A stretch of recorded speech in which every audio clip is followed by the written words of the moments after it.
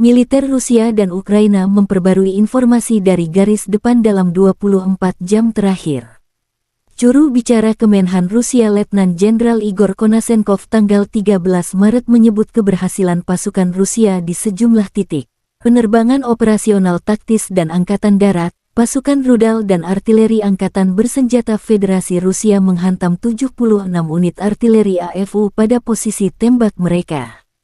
Tenaga musuh dan perangkat keras di 148 area dalam 24 jam terakhir diserang.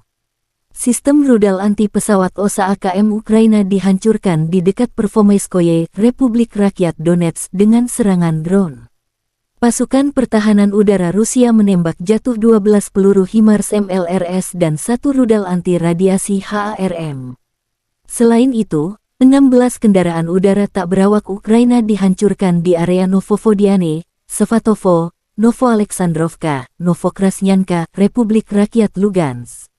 Igor Konashenkov melansir secara total, 400 jet tempur Ukraina dan 220 helikopter, 3.401 kendaraan udara tak berawak dihancurkan. Termasuk 412 sistem rudal pertahanan udara, 8.280 tank dan kendaraan tempur lapis baja lainnya, 1.055 kendaraan tempur yang dilengkapi dengan MLRS, 4.333 meriam dan mortir artileri Medan, dan 8.904 unit peralatan militer khusus dihancurkan selama operasi militer khusus.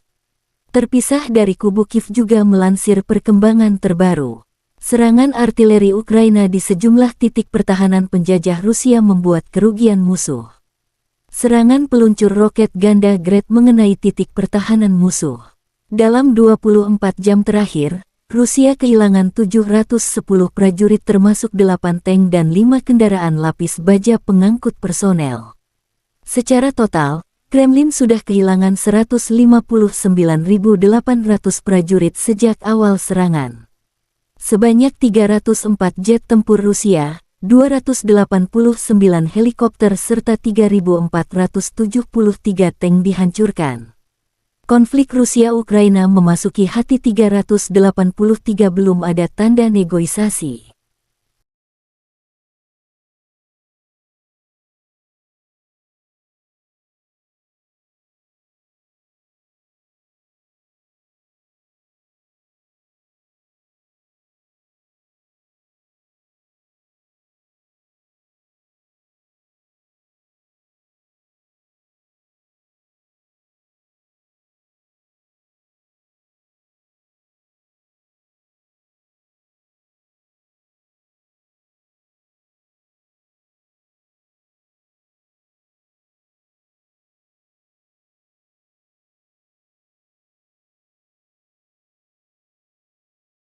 Terima kasih sudah nonton.